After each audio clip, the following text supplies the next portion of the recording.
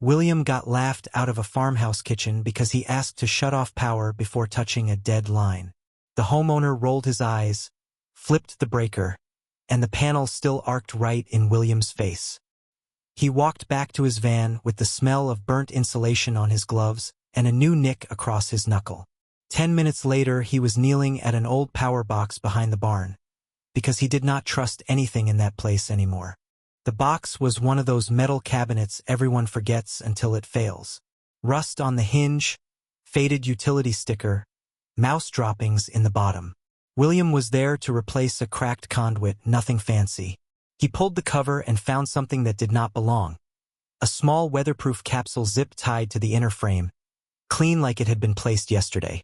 He cut the ties, shook it once, heard paper inside, then a second sound like a tiny metal click. That was the first jolt. The second came when he saw a second zip tie looped through a tamper seal, the kind used on meters.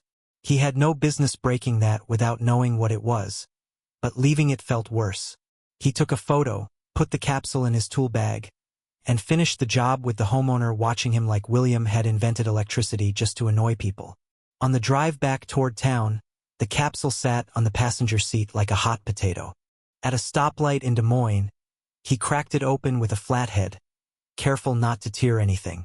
Inside were folded sheets in a heavy plastic sleeve, laminated cards, and a tiny stainless tag with a QR code. The top page started with plain instructions and a warning about multiple signatures, and William felt his stomach drop because he understood just enough to know this was money, and not the kind that comes with a receipt. He put everything back, sealed it, and looked up at the light turning green, realizing he now had a problem he could not throw in the trash. That night, he spread the contents on his kitchen table next to a half-eaten sandwich and a pile of invoices. The papers did not read like a scam flyer. They read like someone trying hard to be found, but only by the right person. There was a checklist about a multisig wallet, a note that said the funds could be claimed by the finder if a specific process was followed, and a contact for a trustee at a law office in Omaha. No seed words were printed, nothing that let anyone sweep it right away.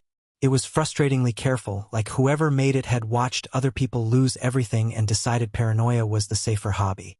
William called his buddy Nate, who worked line clearance for the co-op. Nate listened, then snorted and said William had finally found a way to get audited by the IRS and the FBI on the same day. That was the first setback, not the joke but the way it made William hear his own doubt out loud. The second setback came when he called the number on the paper and reached a receptionist who said they could not discuss anything until he emailed photos, his ID, and a notarized affidavit describing how he got the capsule. Not tomorrow. Not next week. Before they even told him if the trustee existed. He tried the sheriff's office the next morning in Madison County, thinking he should do this clean. The deputy at the desk looked at the capsule, looked at William, and asked if it was drugs or a detonator. William said it was neither and immediately regretted being there because now his name was on a log. The deputy told him to file a found property report anyway, then added a quiet warning that people have gotten hurt over crypto rumors even in small towns. William drove away with a stamped report in his glove box and a new feeling that someone could make this messy for him, even if he did everything right. When he got home, a plain pickup he did not recognize rolled slowly past his place and did not wave. William did what he always did when anxious. He worked with his hands. He cleaned the capsule, photographed every angle, and copied the text into a notebook in case the ink ever smeared. He looked up the law office, confirmed the address existed, and checked the Iowa notary registry until he found a mobile notary who could meet after hours. Her name was Denise Alvarez, and she showed up in a Honda Civic with a stamp kit and the tired look of someone who has notarized too many divorce forms. She listened to William explain where the capsule was found, then asked the kind of questions that made him sweat. Who owned the barn? Did William have permission to open the box? Was the box on the customer side of the meter? William had to call the homeowner, swallow his pride, and ask for written permission to access the cabinet. The homeowner complained, then texted a one-sentence permission with a thumbs-up emoji like it was all a joke. Denise watched William save the text, then she notarized his affidavit anyway, adding the homeowner's name and the address in neat block letters. Mini Climax 1 was that the process was real enough to require real paperwork. Mini Climax 2 was Denise pointing at the stainless tag and saying, "If that code leads to a wallet, do not scan it on your phone. Use a clean device." William borrowed an old laptop from his cousin, wiped it, and used a coffee shop Wi-Fi in Winterset so it was not tied to his home. He scanned the QR code and it opened a page with instructions and an address that looked like gibberish to him but consistent to the guides he found. At the bottom was a message that made his throat tighten. 2 signatures required for any release, one held by the trustee, one created by the finder through a specific app, with a waiting period after notarized notice. This was not a treasure chest. It was a locked door with rules. When he emailed the law office, he expected silence. Instead, an hour later, he got a reply asking him to join a video call the next day with an attorney and a notary in Nebraska, and to bring the capsule on camera. The pickup he did not recognize rolled past his place again that evening, slower than before. On the video call, the attorney, Marcy Pell, kept her tone neutral like she was talking about a property deed. She asked William to hold the capsule up, rotate it, then read the serial number off the stainless tag. She compared it to a record on her screen and nodded once. That nod felt like a door opening a crack. Then she said something that raised the stakes. The original owner had set up the arrangement years ago, then stopped responding to the firm.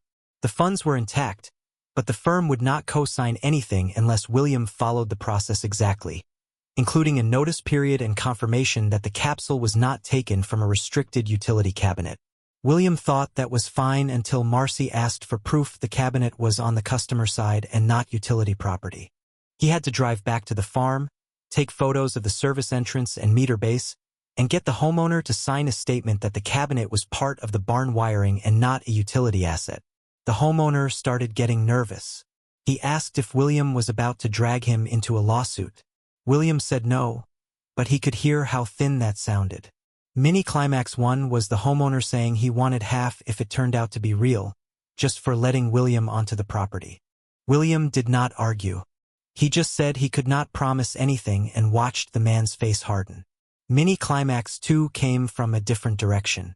Nate texted William a screenshot from a local Facebook group. Someone had posted about a rural electrician finding a crypto stash in a power box. No name, but the county was right, the details too close.